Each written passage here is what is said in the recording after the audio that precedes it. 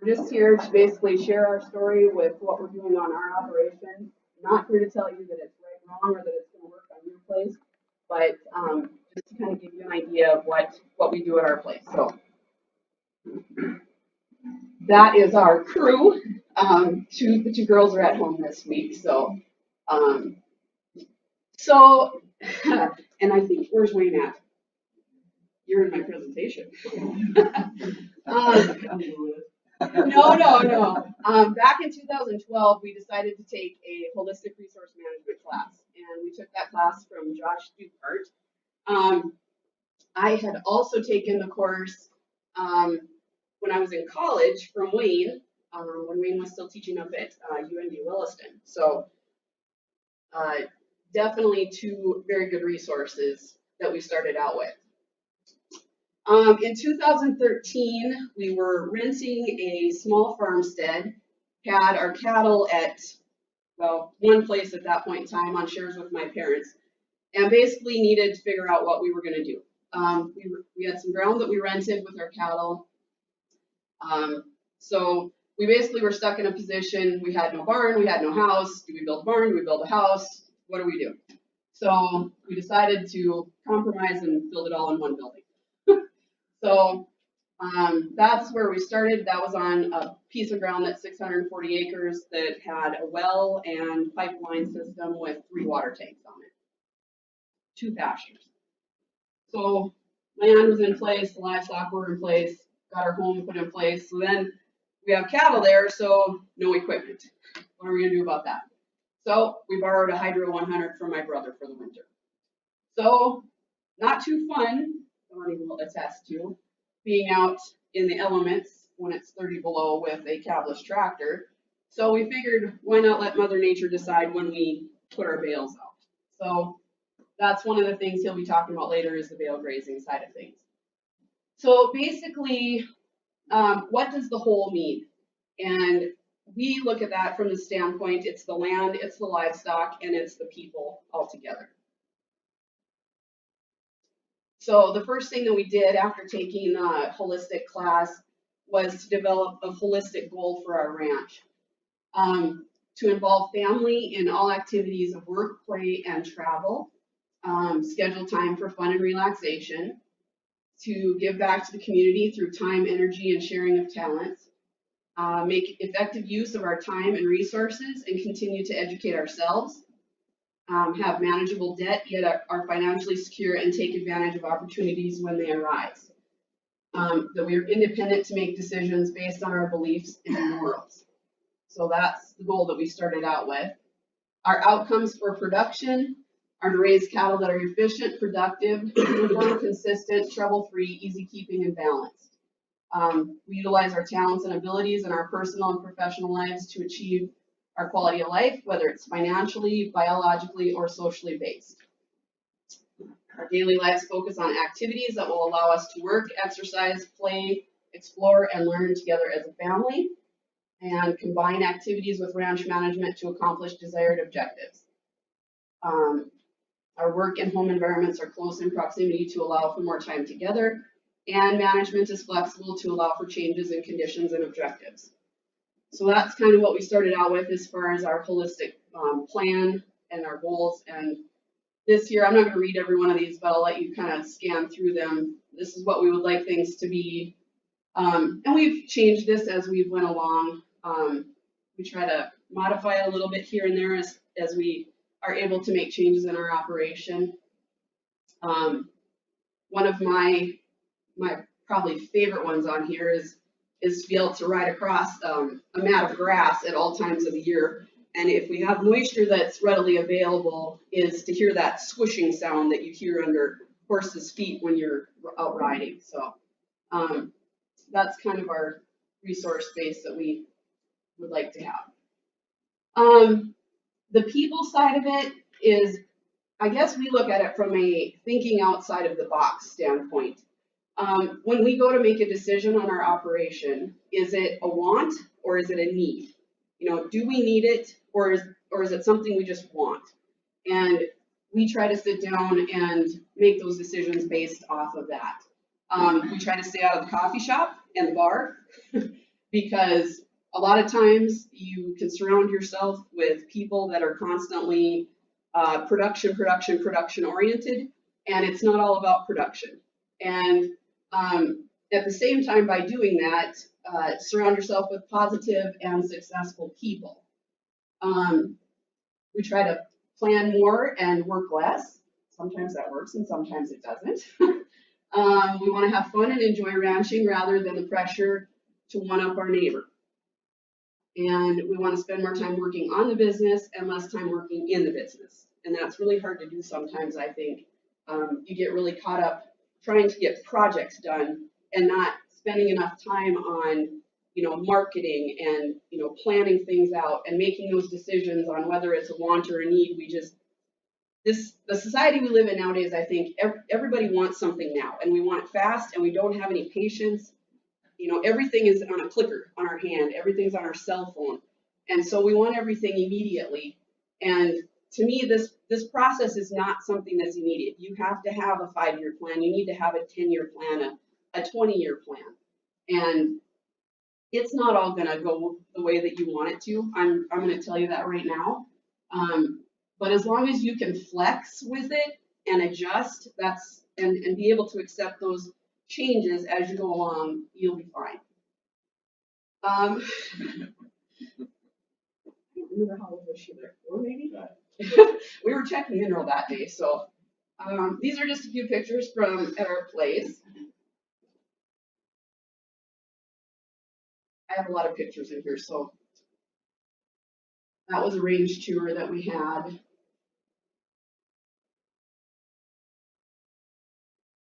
Okay, and I'm going to switch hands and let Donnie start talking about the bale grazing side of things. Well, I guess the biggest thing I'd like to add to that is that every year you're going to have a failure, and you're going to have positive things, and you're going to have negative things. I guess getting back to the holistic thing, that's probably the biggest thing that we've learned and continue to learn, is that there is no prescription. And I think as all of us as grazers, whether it's sheep, cattle, whatever, pigs, I think we all want that answer, and there is no answer. Because June 10th, what you do this year might be different than what you do June 10th in 2019 or even 2021. And I think that's where the technology side of things, especially people that farm, they know if we put this many pounds of fertilizer, we can darn near get this 50 pound or 50 bushel an acre, and that's the thing with grazing that I think we don't get to that. But the big thing was the bale grazing. We never did it. My dad and grandpa before that, what you did every day in the wintertime, you fed cows. That's just what you did every day. You go up, you start, and go feed. So when we got into 2012 and we had that tractor, we had to start thinking of different things. And the Grazing Coalition, and they've been doing it for years, and so we went to this, and so with the tractor, it was, well, we're going to do this bale grazing. And we learned a lot. We probably learned more from the cattle and from other people than we did ourselves. And, sure, we had neighbors talking about us, and it's like, well, we learned about taking the fear out of cattle, I guess. And the number one thing is on bale grazing, everybody worries about the waste. What are you doing about the waste? And because I grew up even in the mentality, we were always worried about hay and drought and not having enough hay in the hay yard. And I remember those years, 1988, counting every bale, okay, we're down to 7 left and it's May 3rd. Are we going to make it? Well, and we still have that mentality, but what we learned from bale grazing is that it's not waste. You're feeding the bugs below the soil. And even myself, to me, to think that there's life below the soil, I still blows my mind, and that we're feeding the bugs and feeding the world there, but there is, and we have to do that and get that over that mentality. The bale grazing, the weather, we took the fear out of it, because during a snowstorm, if those cattle are hungry, they're coming up out of the coulees. They want to eat. If they've already tanked up, I think they go to water before the storm. They're full. They stay more relaxed, and then you're relaxed too, because I don't have to go out there and feed them because they're already full and ready for the the storm, whether it's 3-day storm or 4-day storm or whatever. And we've had to adjust to how much hay we put out there and things like that. And this is the benefit, I guess, that we get to stay in the house, go to more church, school activities, and be able to go to conferences like this or even the winter conferences to see speakers. And we roll out the hay, and we do have a neighbor that we do check our water, but it isn't so somebody has to be there all the time. This is a picture, I guess, unloading hay and getting set up for bale grazing. This is a picture in 2012 where the calves are out bale grazing. More bale grazing. This is results, I guess, in the spring or in July, I guess, where we used oats and peas and how the oats came up, and that's adding more nutrition value there. Even that fall where you leave it, the bulls will go there and lay, because I think it's easily warmer there. And in the summertime where you bale graze, it'll be cooler there. We've seen a lot less grasshoppers, a lot less, and everybody worries about the weeds. We do get a few weeds, but I'm not really that concerned about it, because cattle will eat and kochia, and cattle do really well on that. This is a picture in 2012 before we started. You can see on the map, pretty clear. This is 2014. You can see exactly where we bale grazed. The ones in the circle in the red is where those 4 herd bulls were laying, and you can see there where the bales were processed and laid in here. And you can see the different soil types we're working with. We're in a lot of clay, gumbo, and so it needs nutrients on there. Some of this they farmed in 1983. They put it back to grass, which why they ever farmed it is beyond me. But so we're building with a resource, I guess, that's been degraded for, I say, 30 plus years. So that goes back to the thing that we want everything now, but I keep telling myself it's the Roman Empire. We're building steps slowly, and we can see the benefit. But here's 2015 again, a year later, and you can see where we're still feeding more benefits. There's 2016. Here's a photo point. We work with E-Equip. We have a CSP plan, so we do photo points. This is 2012. This is a year later after bale grazing there. You can see quite a bit of production difference and the darkness of the soil. Not just soil, but the grass being taller and thicker. Then along came water developments. We chose this route. I know some people use tires, tanks. We use frost freeze. We know they're not cheap to put in. Most of these tanks now are probably $2,400. By the time you put planks, boards up, we're looking at close to probably $3,000. But for us, we feel like we do it once, it's done. We'll never have to do it again. It'll be Harley or Taylor's problem or somebody else that owns the ranch someplace other day. But this tank here, where we winterlog the cattle, it's buried inside the hill. We have it pitched to the southeast. It stays open really good till about 5 below.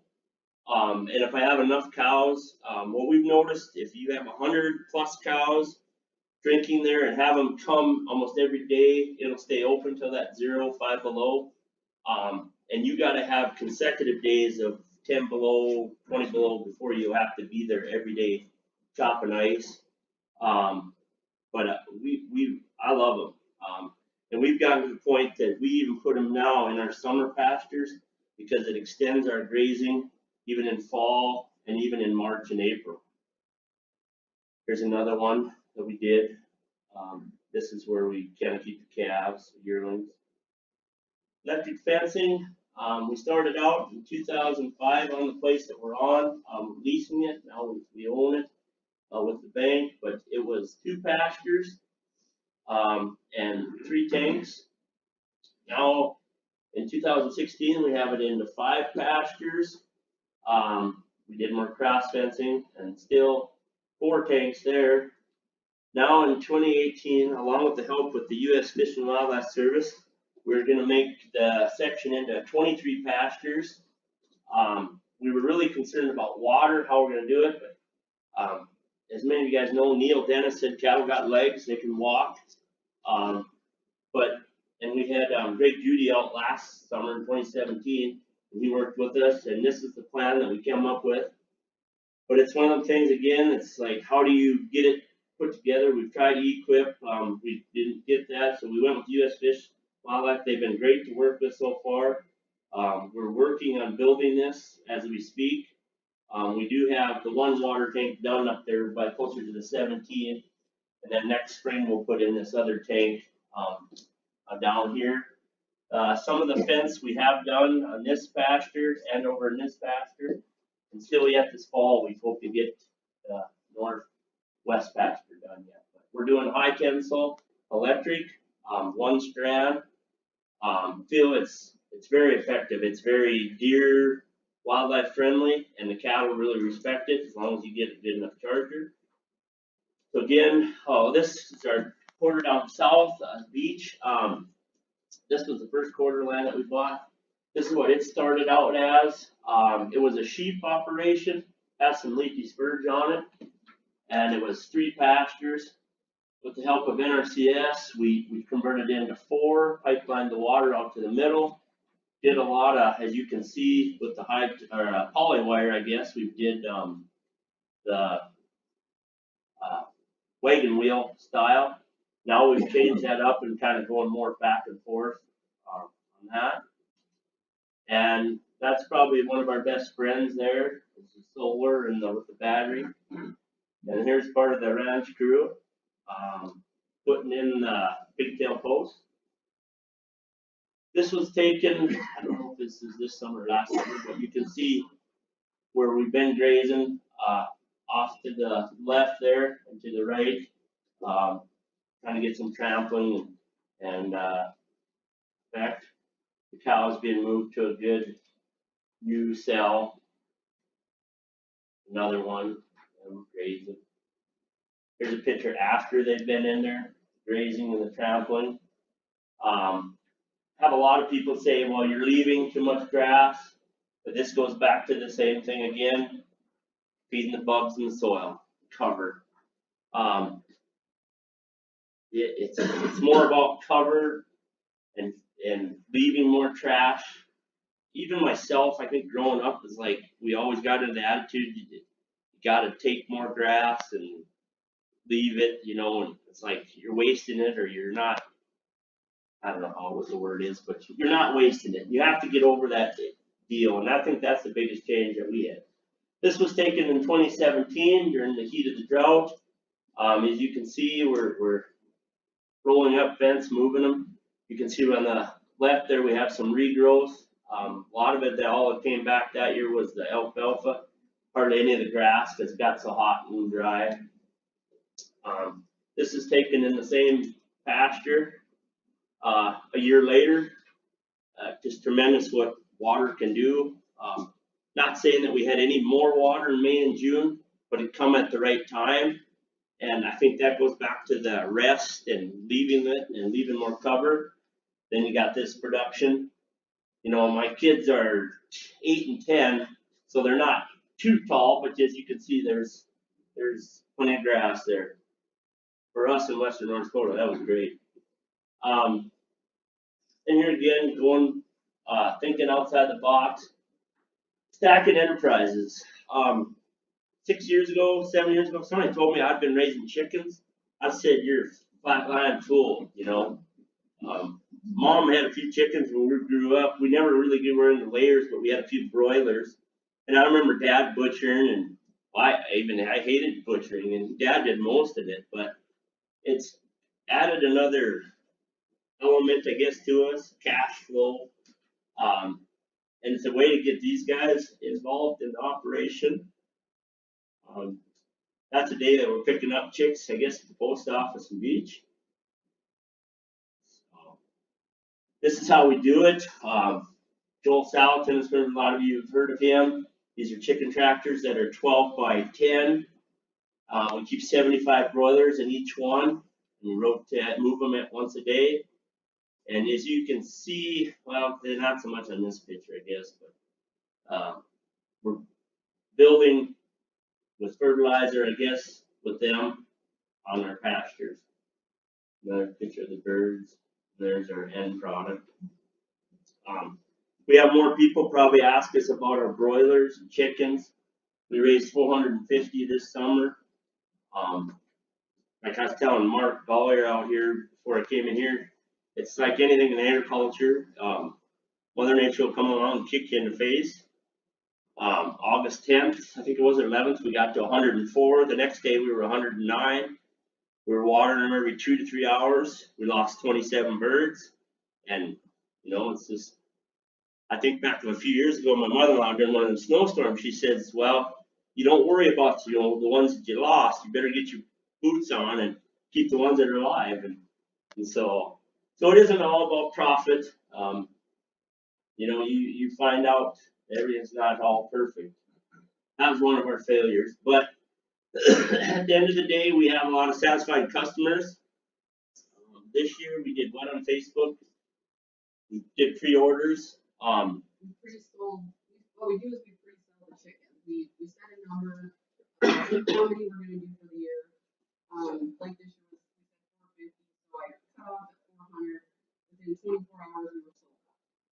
I made them deposit $5 a bird down, so that I know they're going to take the chicken at the end of the summer when we're done. Not only that, but it helps you put some money towards feed and other things. And then we start butchering in July, August, and the early part of September, and do 3 different batches. And then the laying hens, eggs, they probably have been the best thing, I guess, probably, especially for the girls. We call it H&T eggs. We sell a lot to neighbors, people we go to church with, people in Dickinson. They are probably the most efficient, effective thing. I mean, they eat about anything. And above all, it's something that the 8-year-old and 10-year-old can do. Because a lot of things with the cattle, they're just not quite big enough yet, but they're starting to get better every year. But it was a way to get them involved in part of the operation and part of that whole, I guess, of the balance. More of the layers.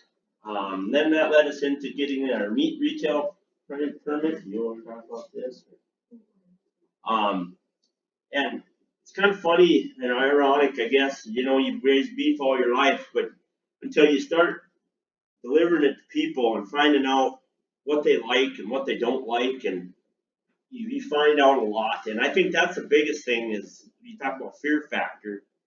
You open up a whole nother box when you start delivering a hamburger or a steak or a roast or whatever to these people. Dickinson's been a big trade area for us. I don't know if it's because of the oil field, but there's some people there too, the health conscious with the grass fed too, I think. The wide range of people that we deliver to, it's pretty amazing. But hamburger is the ticket. I remember a lot of you in this room probably were there when Bill Hellman talked in Bismarck at the grass-fed conference about hamburger. And, we need to get more, because it's chicken nuggets, and that's the thing in hamburger, and I'm a firm believer of that. I mean, I don't know if people don't grill as much with steaks and roast, and I think some of it's time issue, where hamburger is just quick and easy, and you can serve tacos, or, it's so much easier that way. And then we've gotten into the pepper sticks and the meat sticks. I guess this is your thing, are you? Well, there's an awful lot with this, but we do a few farmers markets. Trisha does in Beach. That's more her thing. He likes to deliver the beef to the drop-off spots. Doesn't like to necessarily stand at the farmers market every Monday night and do that part of it. But we find each our niche in our group to, which aspects of it that we like to do. But at the same time, for the farmers market, we take meat in, we take eggs in if we have them available. A lot of times I have a hard time keeping them in stock because they're just in that much of a demand. Right now we have, I don't know if I mentioned it, there's probably what, 120 laying hens, Yeah. I would say. So the meat, the eggs, I do quite a bit of baking on Sundays and take in a wide variety. A lot of it's little loaves of bread that I've made, but it's just another diversity, to add to your operation. If you have a skill or a talent of some other sort, it's just one more way to connect with people at those type of events, whether it's a farmer's market or a vendor show or whatever it is. So it's been good for us. We did 11 weeks this summer in Beach, and eventually would like to expand to some of the other farmers markets, but yeah. No, in order to have the retail meat permit, it has to either be state inspected within North Dakota. We actually take our beef to Mound City to a federally inspected plant, so that we're able to bring it back in. So it's properly labeled. And what we did there, we're trying to get more into the grass bed, but a lot of it's been our old tall bulls, tall cows that, we've been trying to raise them until they're 12, 13, 14 years old. So she might be getting a little bad in the hip or something. And, if you take them to the sales barn, you're going to get docked.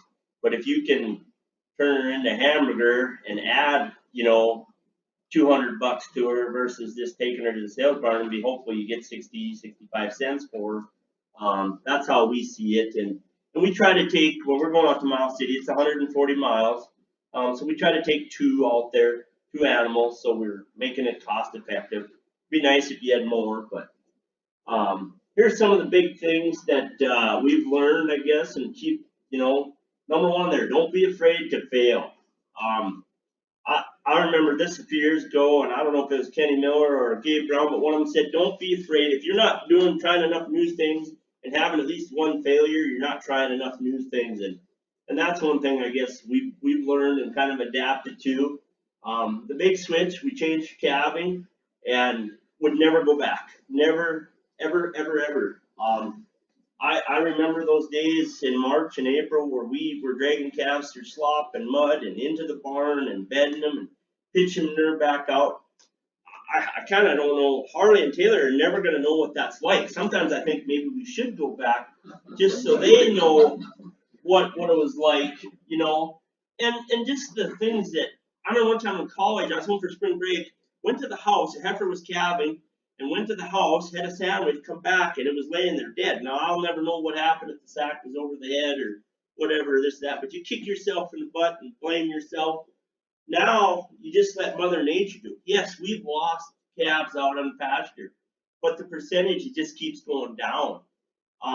This year, first time ever in my life, I had 100%, and I even calved my heifers out on pasture. Now, will that happen next year? Probably not. Next year, I'll probably lose 4, or 5, or whatever. But I think even when I was calving in January and February, I don't ever remember having, 100% calving crop. So it just made our quality of life better. And the girls and I like saddling up our horses, and they come home from school, and we go out and ride out and tag and weigh and still check them. But it's just been a lot more relaxing. This is a true story. We had gearing up for kindergarten, and some of you younger ones maybe have that here too, or have had it. But the gal that was putting it, she's born and raised in Beach, and her and her husband, he's a chiropractor there. They had left for a while, and I think he did his schooling in Fargo, Grand Forks, and then maybe worked even in Michigan. But she come back, and we were about 6 weeks into this gearing up for kindergarten, and Lori says, Donnie, how can you be here every Wednesday night? She said, aren't you calving? I said, no, we don't start till May 1st. She's like, oh. She said, I have a question for you. And I said, well, okay. I've been born and raised and lived here all my life and not really ever been involved with cattle. I've always wondered why farmers and ranchers calve in snowstorms. And my answer was to her, I don't know the answer to that. I said, the big thing is they want big weaning weight and production. And I think that's where it started, because they wanted to have calves that were bigger and they, more weight, and they got that, but it comes at a cost. And I thought to myself, well, here's a lady that lives in town and probably gets it. more than some other people do it, you know. But I think some of it is it's pounded in their head, you know. That's what grandfather did or dad did, and by God, this is the way we're gonna do it too, come hell or high water. And so then we changed from selling bulls in March to November, and all in 4-H. Other changes I guess we made. The big eye opener on the top, plan for a profit, not break even. Going through college and other things, it was always that fear. Okay, well, we sold our calves, we got $900, man, we broke even. Now we look at things and we're like, well, what can we do? This is how much money we want to make. When I took the finance course from Josh Dukart, they started talking about that, and some of those guys were looking at net returns of 20, 30, maybe even 50%. This was like over my head, and I'm sure my jaw was probably on the floor because I'd never been exposed to that. It was all about just break even. And so it really got me energized and more excited about ranching, and you know that maybe we can do this, and we don't need to have 2,000 cows and 10,000 acres to do it. So that goes with the smarter, not harder, and treat it like a business. And I think that's another thing that really kind of changed our mentality. Don't worry, manage grass, don't worry about weeds, they'll take care of themselves. Soil health, dung beetles. We're seeing more increase to dung beetles. Haven't poured since 2012. Every fall, my mother-in-law says, you're gonna have a break, you're gonna have a break, you're gonna have a break. This is no lie. 2016, I think it was. They poured their cows 3 times, and in February they had more of an outbreak than we've had in those 6 periods of time. True story, this fall they weaned their calves. She says, Donnie, we're not pouring. I about had a heart attack. You know, so it does come around, but it's baby steps. You know, and I think we do a lot of this stuff because we were told to do it. So there's in conclusion, I guess, whether it's right or wrong, like I said, I'd probably stand up here and tell you more about the wrong than the right. But I think for both of us, it's been more enjoyable. You know, as many as you know, the ride is short. And it's not about us. It's about these two. And I think we get lost about that a lot in animal agriculture. It's all about, and we have neighbors in our area. We have a young fella that we do a lot of 4-H stuff with. He yells me all the time. He's like, I gotta get bigger. I gotta get bigger. He's divorced. His wife left him. The kids have to split time with the mom and dad. I sit and think to myself, why? You know, why? Why do they have to do that? There's other avenues, but I think he feels like he's backed in a corner. That he's got to updo his neighbors, you know, and the calf when he does, and like to me, at the end of the day, I don't know if his kids. I think they like agriculture. I know they like 4-H, but it's going to be interesting the next 5 to 10 years whether they come back to the ranch, because I'm afraid that he might be sitting there by himself. So, like for us, you know, I don't know. I was probably very fortunate. I think Trisha was too. Our dad gave us the opportunity. Very blessed. All of us are in animal agriculture one way or the other. Some of us are more conventional than others in my family, but I think I think we get worried about the checkbook and where we're going to make our living, and we forget about the next generation. But that's another thing that's changed for us. We think and plan more for all of us, whether it's moving the cows or moving the chickens or butchering. We try to involve everything. And we go have fun. This summer, we didn't go on a big family vacation. We went down to Rapid City and to another educational thing, to the Grass-Fed Exchange. So we kind of use some other activities. The girls both like youth rodeos. Mom and dad are not big fans of it, but it's an event for us to go as a family. And it still involves the horses. And there's a lot of good people that do that, and you know, where they ever ends up, I think the oldest one wants to be at the NFR someday, but Dad doesn't think he has a big enough checkbook for that. But you have anything else you want to add? Oh, so, and this is what Paul Davis said a few years ago: ranching is a business and should be managed as such. But the purpose of the business should be to provide quality of life for the people involved, and that's how we've kind of evolved and changed, and we don't get hung up on big, you know, the weaning weight thing or outselling my calves, or it's more about planning for profit, and that's been the biggest thing for me, and I'm sure a lot of you in this room have seen it. A few years ago, I was sitting at Stockman's, and there was a group of, I don't know what they weighed, 450, 500 pounders come through, and the next couple drafts there was some 700 pounders brought in, and this is a true story. This guy got up, come over and talked to the buyer, and says, "What's wrong?" He says, "Well, they're too fleshy." Here he creep fed them, and they were really fleshy, and they looked nice. I mean, don't get me wrong, they were beautiful. But those 400 pounders dollared out for the same price. And that guy left that sales barn just mad as heck. And I don't know if he ever come back to Stockman's or not. But I think that's where we got to sit back and realize it isn't all about, you know, at the end of the day, it's the profit and loss. So that's our story, I guess.